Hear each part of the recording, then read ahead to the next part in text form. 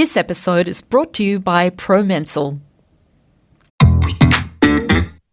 Look, I just want everyone to know that happiness is not about our achievements. It's not about materialism, status and wealth and perfection. Happiness is all about staying true to who we are and leading by our values. Welcome to Thriving in Menopause, brought to you by Prevention Magazine. I'm Andrea Duval. Today we're going to talk about happiness, or perhaps the happiness you may feel you're missing, because there's a body of research that shows that our 40s and early 50s is a peak time for feeling the lowest life satisfaction. But we're not here to dwell on the bad news. We're here to help you transform how you may be feeling. And to show us how is psychologist Dr. Emanuela Murray. Hi, Emanuela. It's really nice to be here. Thank you for inviting me. So, Emanuela, in your experience as a clinical psychologist, is this midlife feeling uncommon? No, not at all. In fact, really we're talking about, midlife crisis, aren't we? Yeah, and you think about it at this age, Andrea, we're questioning our life because we're aging. And as human beings, we're actually really good at looking forward and problem solving. So, as we age, we then start to think more about our mortality, don't we?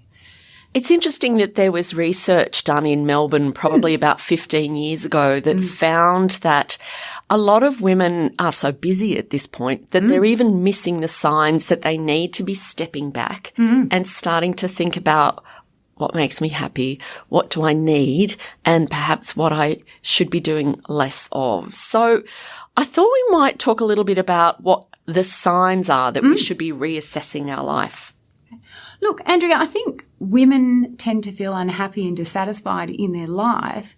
And when they do, they kind of straight away say, what changes can I make? Yeah. And often they think that will make them feel better, but sometimes they'll make impulsive decisions and then they'll engage in behaviours that are quite damaging. And so that's why sometimes I hear people coming in and saying, I'm going to ditch my job, or I've had an affair. And shopping is really an addiction for some women. I had some women, Andrea, coming in and saying that they're having things delivered daily. And again, it's because it's so accessible. But then they get to ignite this dopamine hit, you see. These little pops of happiness. That's right. And it's so easily accessible. And it gives them this instant reward. But then the downfall is that it's only temporary. And then they're kind of saying to themselves, oh my gosh, can I really afford this? And then they start feeling a lot of guilt and shame. And then I also find sometimes women might turn to drinking a little bit more to kind of dull out the day. And we know that doesn't make anyone feel better. And then, of course, we've got the perimenopause and the menopause science. So we can't forget about the impact of hormones on our brain and body. And then women are feeling a bit out of control of their emotions. We know why. The estrogen is the culprit there. Yeah. And then there's the depression or the unexplained depression and the lethargy, and then they're having lack of sleep. So naturally they're starting to feel, dissatisfied with their life. So it's not only the stage, but it's also the perimenopause and menopause stages. Yeah. Yeah. So we can't forget about that. And again, I think, we spoke about this once before, that of course women are questioning their identity. They're suddenly wanting to have a child now that they're, pending the loss of their fertility. And then we've got the empty nesters. We've got, kids moving out of home, and then they're going, okay, well, now what? Yeah. Yeah. Yeah. And I don't know whether you agree, but I'm sure you will with this one, but I think society places a lot of expectations on women, particularly with appearance. And I'm finding a lot of women are wanting to actually meet someone, and they're starting to assess themselves poorly and say, well, oh gosh, I better do something about myself. And they're turning to procedures or fillers to make themselves feel better. And we know it's actually a lot harder for women to find someone than men, and that would be a whole new podcast. Yeah. So, and again, also what I'm finding is that, and I have to say this is with both sexes, but we're talking about women today, is that people tend to go and try and strive for these earth-shattering goals, like, I don't know, running a New York marathon or climbing Mount Everest, yeah? And often what I find about that is that it can be quite obsessive and also it can be quite addictive. And I say, don't worry, okay, go for it if that's what you want to do. Absolutely. I'm not saying people can't achieve things as long as you're not doing it to prove your worth. I think when you're feeling overwhelmed or lost or trapped, what's the first step to making a change or a difference if it's not a quick fix, I'm going to run the marathon? Yeah, so that's the part. So if I can just explain that a bit more. You're right. I like the question, but again with self-worth. So if we're measuring our self-worth against one criterion, like our fertility, our appearance, our achievements, our status and wealth, right? What happens when we don't measure up? Our whole self-worth depletes, and then self-worth and inadequacy surface very quickly. And that's why I think this is a time, in fact, any time is a good time to be looking at how do we reconnect with our values and what's really important in our lives. Which is a big thing to start asking yourself. It is. So maybe you can step us through some of the ways in which we can have that conversation with ourselves. Yes, I agree. And in fact, it's a really hard question. But the first question I like people to ask themselves is, am I actually happy with the person I am? Because how we see ourselves, impacts how we respond to life circumstances, how we treat others, how we treat ourselves, and how we interact with the world most of the time. So if you have a healthy self-worth, right, doesn't matter whether you achieve running the marathon or not, you still feel good about the person you are. And so if you're not happy, then this is the time to try and reconnect with those values, because self-worth is all about our humanness and living by our values, and our values give us purpose and meaning in life. It's an interesting phrase, our values, and I hear it so often these days. Yes. This doesn't align with my values. It's not something that when I was growing up anybody ever spoke about. So True. What on earth does it really mean? So a value, as defined by the acceptance and commitment therapy model, and also actually a lot of Russ Harris's work, who wrote a great book called The Happiness Trap, and he does a lot of writing in this area. So what they say is a value is how we want to behave as a human being. So how we treat ourselves, others and the world around us, and what's so important to us in our hearts. So values are not about what we want to achieve. They're actually ongoing and they give us direction, whereas goals are what we want to achieve along the way. So you can set goals to move towards your values. So you can fail at a goal or achieve a goal and just set another one, right? But values are always there and they give us direction. So there are heaps of values out there, Andrea, we could list them: compassion, honesty, connection. But what I like to do when I'm working with clients is to help them identify areas of their life that they value. So there's this questionnaire by a man called Kelly Wilson, and it's called the Value Living Questionnaire. And it grouped values into certain areas of life. And I quite like helping clients look at certain areas of their life that they value, and then there's values within that. So for example, relationships. People might value them. So they might value family, their partner, or a friend. Yeah. So one of your values might be, okay, I value being a loving and supportive partner, right? So when you're being loving and supportive, then you are living that value. But once you stop being loving and supportive, you're not living that value. You can still set a goal though. You can set a goal to, okay, if it's your partner, it might be maybe we'll move in together or we'll get married. So you can achieve that goal. But once you stop living that value, then you're not being loving and supportive. Yeah? Does that make sense? It really does. And maybe even career. I mean, that's something that a lot of people might relate to. It might be that your value might be to put in effort and to, educate or learn more. So one of your goals might be to do some extra study. So you can achieve that. Yeah? But you can always come back to your values. Like I said, you can fail at goals. And you could just reset new ones as long as you're moving towards that value because it's ongoing and it's there. Another one might be, and the one that I like to push is physical health. So you might value, how am I going to look after my mind and body, right? So you might then set a goal to do some exercise, or you might do some yoga, or you might, look at how you're eating and sleeping and make sure that you're doing well in those areas because it's a really good foundation for mental health. That's really interesting, because one of the things that when we start to come to the end of our reproductive life and start to think about what does the second half of my life look like, and you start to appreciate mortality in a different way. You do. And so you start to think about things like for me as a magazine editor, I'm not going to say on my deathbed, gee, I wish I'd given another 2 pages to that particular feature. That's one of my big regrets in life.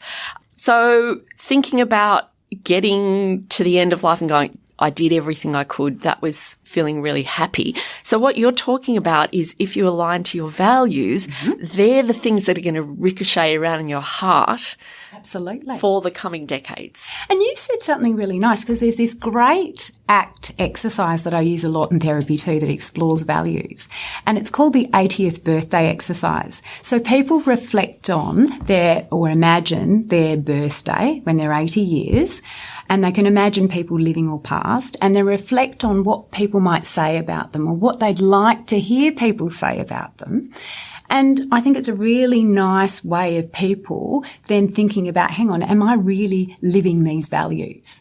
Yeah, and it can be a very powerful exercise. I also do a bit of a spin on it because it's not that relatable to everybody. So sometimes I get people to reflect on someone they might say fits the bill to be a mentor in their lives. And I've got a great mentor, so that's why I love this. And I get them to think about, okay, well, what is it that you admire about them? You know, is it that they are honest or creative? How do they treat you? Do they treat you with respect, or do they guide you and support you? And what do they model? Do they model vulnerability?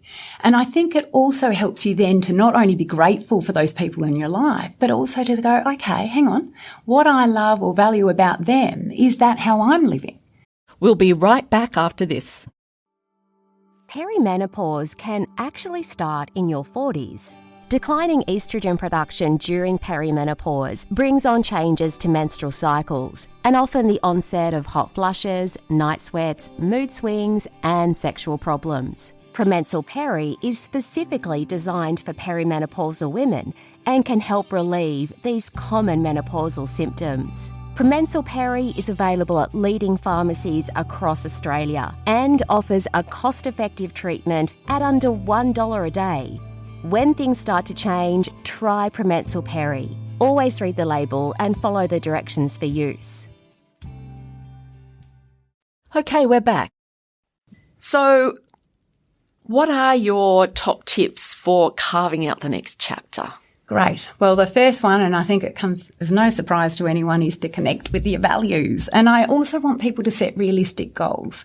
So, values give us purpose and meaning in life. So if we don't lead a life by our values, I think a lot of people, and I find this, they spiral into depression because they never feel good enough and they never think their life is enough, because we're always wanting to strive for more, and we think the more we do that, we'll feel better. And it becomes quite addictive for some people, and they just never feel satisfied because that question of meaning and purpose is lingering for them. Yeah. So if we can align with our values, then, again, I think we're going to have a lot of purpose and meaning in life. So I really think we need to leverage our main influences, Andrea, and that's our values. So that's one. I also think that contributing to people's lives is a big one.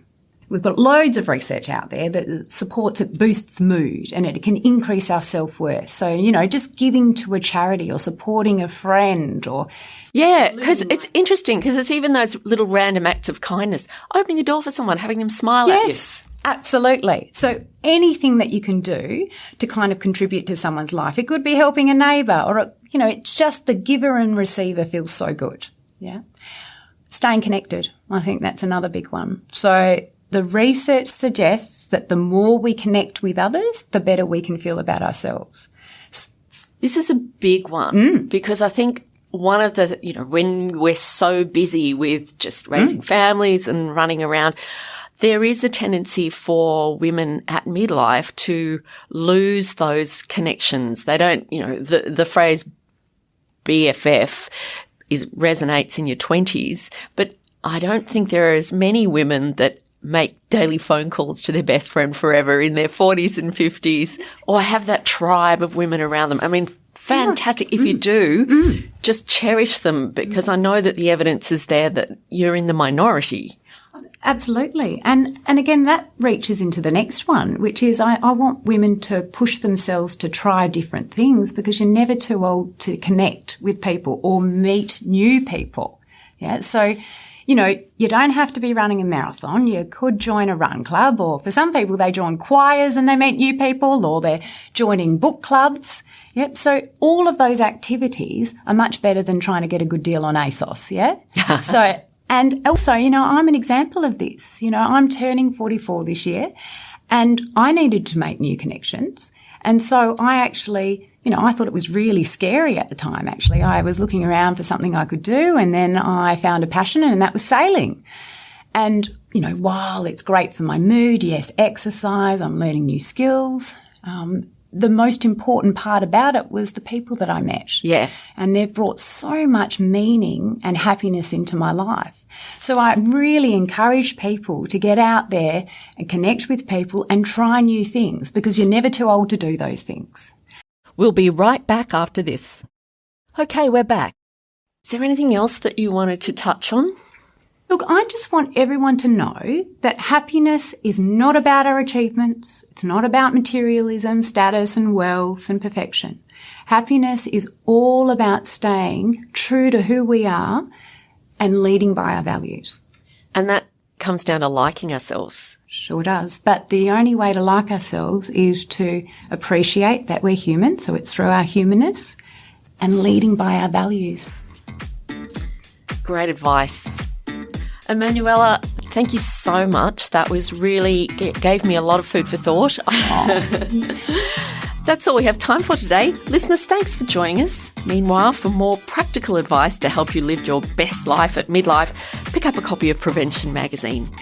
I'm Andrea Duval, and I'll see you next time.